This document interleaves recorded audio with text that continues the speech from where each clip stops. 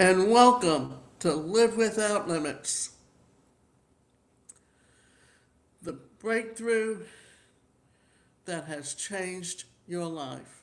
Anyway, what I want to do is before I get into today's show, I'd like to mention that on my breakthrough to business success, yesterday I talked about the speaking profession and how it grew out of the 1970s to what it is today. Then you needed to publish a book in order to become a CSP, which is a certified speaking professional. And it was not so easy because you had to go out and give free speeches. You had to go out and build up a following. You had to go out and give enough speeches and at a certain price before you could actually become a CSP. And this all came out of the National Speakers Association, which came out of the 1970s and had its heyday in the 1980s. And I remember attending many of their local chapter meetings and meeting people like Tom Antion, uh, boy, uh, wow, Zig Ziglar, uh, and some of the other big names. Jim Roche. Anyway, my head's not working right now, so because my head's in a bunch. But I just wanted to say that back then things changed with the internet, it changed with blogging, it changed with the pandemic, and it has evolved again with artificial intelligence. Today, as a speaker, all you need is a podcast to that because that is your mic. It has become your book. It gives you authority. A website is your calling today to replace all those mail out brochures. Your videos on YouTube replace the media kit. Your ecosystem of packages and products become your what you sell. Just like the speaking industry has changed, so has the all industries across all the boards. And it is important to understand this because when we talk about careers today, we're not talking about how you worked in the past, and the pandemic really just accelerated what was already going on back then. And that's why it's just so important to understand this. So, today I'd like to welcome you back to Live Without Limits, the Success Shift. Think like your future self. I'm your host, Davida Shinsky, and today we're talking about something real. That feeling, that pressure, that voice inside you that says, I've got something to prove. Maybe it's to people who doubted you. Maybe it's to people who underestimated you. Or maybe it's just to yourself. And here's the truth. When you've got something to prove, there's nothing greater, but only if you learn how to use it the right way. And this is a subject that is very, very close to me because growing up with a disability, I was always made to feel as though I would never achieve anything or ever have any reason to even try. And the thing was that if you told me I couldn't do anything, that was like challenging me to prove you wrong. It gave me a reason to try. And I grew up in an era when society didn't even recognize its disability community. It's because I couldn't find gainful employment and I had the education and my background was mental health, psychology, and rehabilitation counseling. And I couldn't get into that industry because when I there were no laws at that time that guaranteed people with disabilities the right to an education, the right to employment. I was already in the workforce over 12 years when ADA became law. And other than the state or the federal government, you could not break into private industry.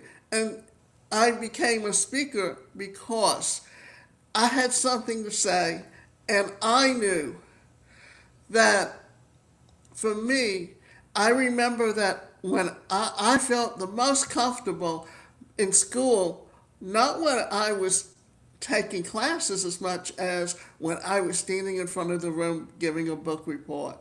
So I understood that for myself. This is what I needed to do and where I needed to be. And understanding that helped me decide that that was the industry that I wanted to go into. And as I talked about in my show, about what it took to become a speaker back in the 80s during its heyday, and not having the money to put into building out that media kit, that podcasting actually got started back in 2004, and I started my show in 2006. So that was when it was all in its infancy. It was all done. You had Blog Talk Radio, you had Talk Shoe. They were all audio. All you had to do was go on the internet, open up the website, have a motherboard, have a phone, call in, and just talk. Now it's all done with video, and you're seeing even celebrities who are retiring from their profession going into becoming podcasters, because it's a way to continue to have yourself being seen and having yourself being recognized. Now, let's talk about the fire within. So let me ask you something. Have you ever been in a moment where you just knew this is my time to show up differently, where something inside you clicked and you said, no more excuses? That's what having something to prove does. It creates a level of focus most people never reach. You stop scrolling. You stop procrastinating. You stop waiting, because now it's personal. You're not just trying anymore. You're deciding. And there's a big difference between trying and deciding, which means that you have taken control of your life. You have decided what it is and where it is that you want to go. And often getting from where you are today to where you want to be in the future depends on you setting goals. And those goals help you decide exactly where it is you want to be and how you want to get there. Often we don't realize just how important these things become in our lives. That for so many people, that you've got a parent that is trying to relive their life through their children. Why? Because they never felt fulfilled within their own lifestyle or their own time period. And they want to see, it's like when I was getting out of high school and going to college. My mother wanted me to go become a teacher, but I knew teaching kids was not my calling. And I knew that going through what I went through gave me a goal of what I wanted to do with my life.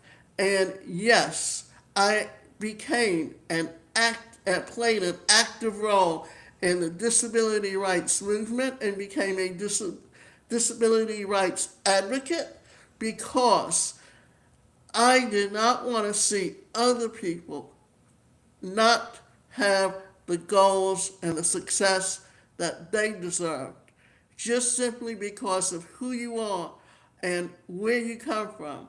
We're seeing this going backwards now, where there's people that are trying to tell you and pigeonhole you into who you are and what you should be, and that should never happen ever. Now, let's look at something else. Let's look at a story movement. I remember a time in my own journey, and wow, where I felt overlooked. Like no matter what I did, it wasn't enough. And I had two choices in that moment. I could shrink or I could rise. And something in me said, no, I'm not staying here. That was the moment when everything started to change. Not overnight, but internally. Because I stopped asking, why isn't this working? And started asking, who do I need to become to do this, to make it work? And let me back up to early on in my childhood. Not only did I grow up with a disability, but I grew up in a very, very toxic family. And you got to remember that, my parents were the first generation born in this country, and their parents came from Eastern Europe, but they came from a family where they were not shown affection. They were not given encouragement. There was a lot of abuse and a lot of negativity there. And coming together, they both created that same type of environment with their children. The only difference was they had two children with disabilities. Whereas I have cerebral palsy, my older sister was born deaf, and she has a specific syndrome that is not very highly recognized. But one of the things it causes is deafness.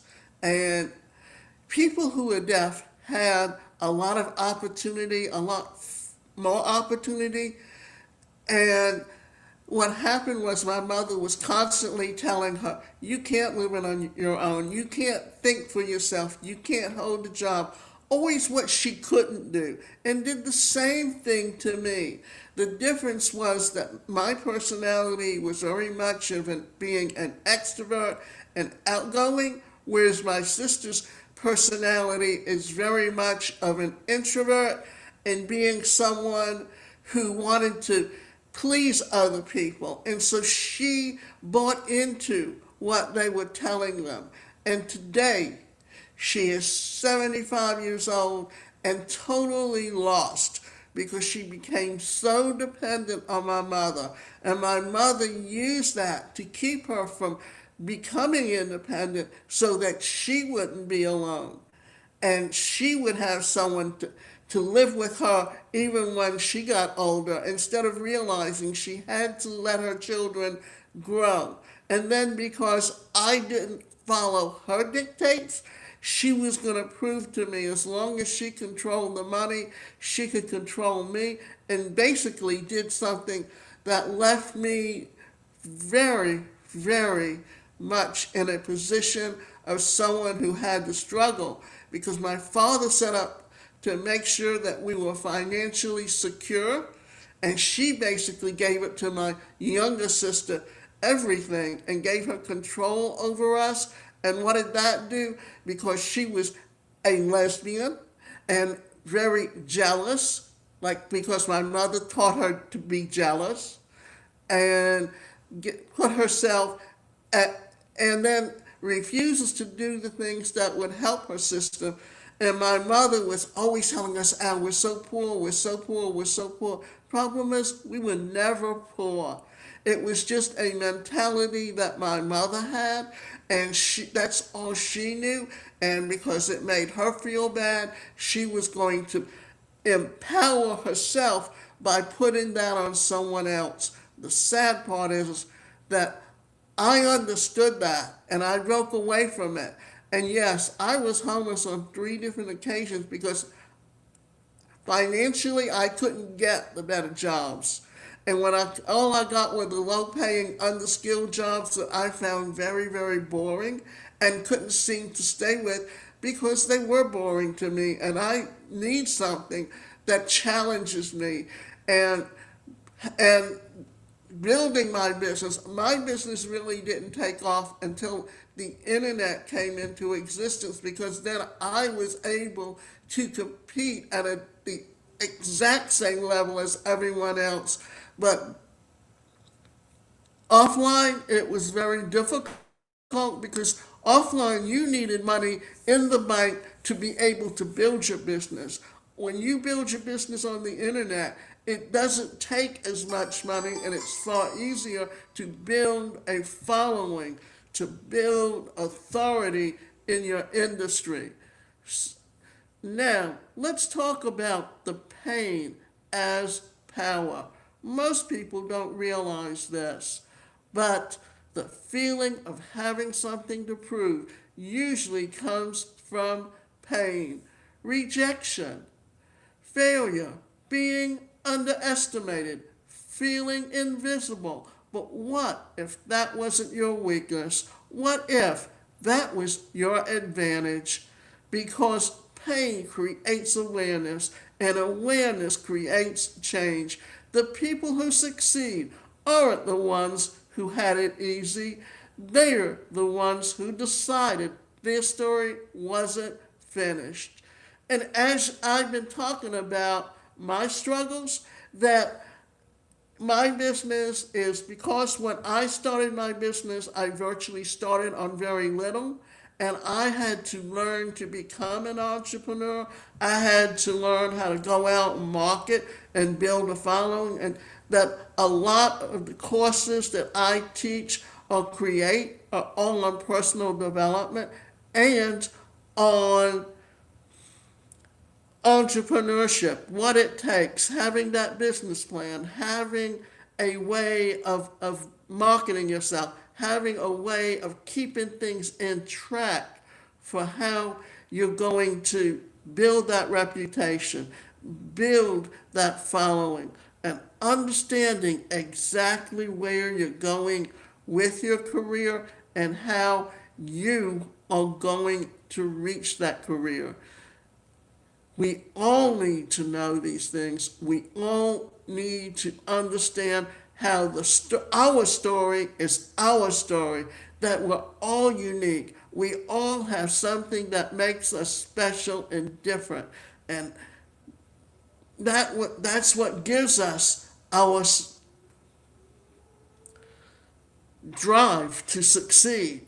Now, let's talk about the trap. Now, here's where people get stuck. They spend their whole life trying to prove something to other people, and that's exhausting because no matter what you do, someone will still question you, someone will still doubt you. So if your success is based on other people finally approving you, you'll never feel complete.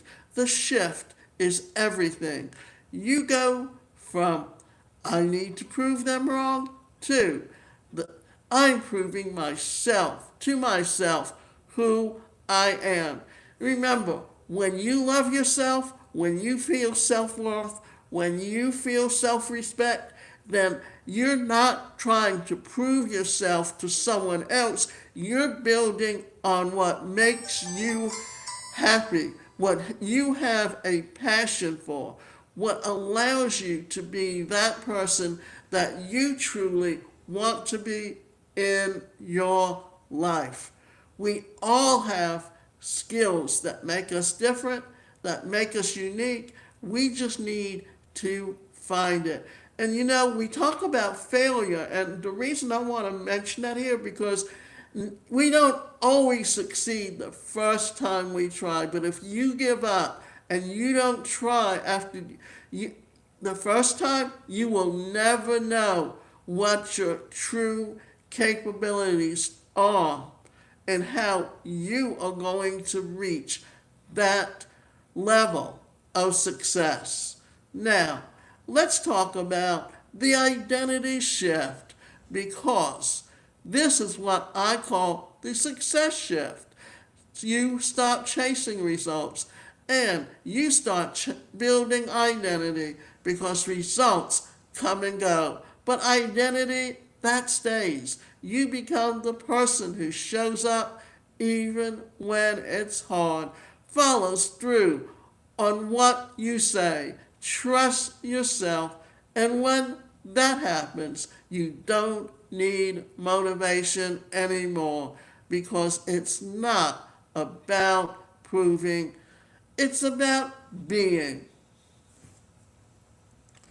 Now, we're talking about being who you were meant to be and understanding. Now, let me put it this way. For me, because it's easy to use me as an example than to try to use someone else as an example, but constantly living at a time when society didn't even recognize its disability community. We were not looked at, not seen, not given opportunities to get gainful employment, to build up financial security, to be able to do the things and compete on an equal basis. That for me, and I remember back 42 years ago, I guess, would be the same. Just about the time I started my business, I also was the same time that you started seeing these health clubs coming into existence, and knowing that that exercise was very important for me, for mobility, for balance, and the fact that when I had surgery, I wore a brace for 2 years, and my orthopedist told me I did not need to wear it anymore. All I needed to do was sleep in it. Well, at that time, I also knew exercise was also a way to build up balance and strength. And I started doing that, and it cost money to join a gym. And I had a mother that was constantly saying, "Why are you spending that money? Why are you spending that money?" Because she would rather dictate what I did, how I did it, and just keep me totally dependent on her, because it gave her power in some ways that she didn't have. And because she felt inferior to other people. And this made her feel as though she had some value. And when we look at what goes on in a family, unless someone in that family is willing to change and move on and get away from the old habits, you're only going to be passing on all of those negative feelings and emotions that you got as a child growing up to your own children. And understanding what you're doing and why you're doing it helps you get to the point where you can change what you do and how you do it, and you can become more self-reliant. And I'm going to say this much. A family works because each person acts in a way that each member expects them to act. When one person goes and gets help and changes their behavior, what happens? Then they no longer react the way that family expects them to react. And then what do? They want to pull you back and pull you back. That's why so many times when you change, you literally have to get away from your family, because they will not allow you to be the person to that you want to be, or even succeed, because they want to be more successful than you are, and they will constantly be beating you down and beating you down to keep you down, to make themselves feel better about themselves. Now, let's look at some practical applications. Here's what I want you to do. If you feel like you've got something to prove, don't ignore it. Don't suppress it. Use it. But redirect it. Ask yourself, what am I really trying to prove, and to who? Then shift. I'm proving to myself that I can become who I was meant to be. And once you do that, everything changes. Your actions change. Your standards change. You and your results change. And here's something to actually think about: how you plan on changing yourself. And that means looking internally. That means getting to understand why you feel the way you do. What is it that's keeping you from reaching your goals? Why are you putting the brakes on beforehand? Why are you quitting when you experience failure? Because all of those things come from a fear of success, a fear of failure. And so many times those fears are what keep us from reaching our goals. And if we don't understand that, we don't understand exactly where we're coming from, or why we react the way that we do, or why we do the things we do, then we will keep doing the same things. We will keep experiencing the same things. Therefore, we need to understand, and you need to understand, that when you change, when you build up that self-confidence in yourself, then you will begin to experience some feelings that will help you get exactly where you want to be, and where you want to be in 5 years, in 10 years, and even 20 years down the road. But it all begins with your mindset and how you see yourself, and how you do not allow others to dictate your life. And if you have to break away from your family because they're toxic, then you have to break away from your family. That's why so many times you do see people that really have no relationship with their family, because their family is the ones that want to keep them from reaching their goals. And it's when you come from a very negative, toxic family, then it really creates a lot of mental blocks in your head that you have to learn to overcome. When you come from a loving, supportive family, it's much easier to find your way in life. But it's up to you to decide exactly what you want and where you want to be. So, if you're listening to this right now and you feel the fire inside you, good. That means you're not done. That means there's more to you. That means that you're ready to grow. That means that you remember this: you were never meant to spend your life trying to prove something to the world. You were meant to become the version of yourself that no longer needs to prove anything to all. That's where freedom is. That's where confidence is. That's where your next level begins. And that is the success shift. Now, we've been talking about a lot of these things. And remember that you are unique. You have a message to give, and it's up to you to find that message, and it's up to you to be willing to get out of your comfort zone, because we all like to live in our comfort zone.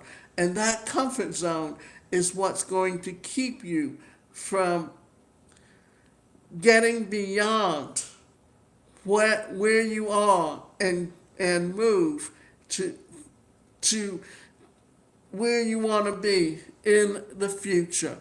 If this resonated with you, share this episode with someone who needs to hear it. And if you're ready to take this deeper, to truly step into your future self and build a life that reflects it, stay connected, because this is just the beginning.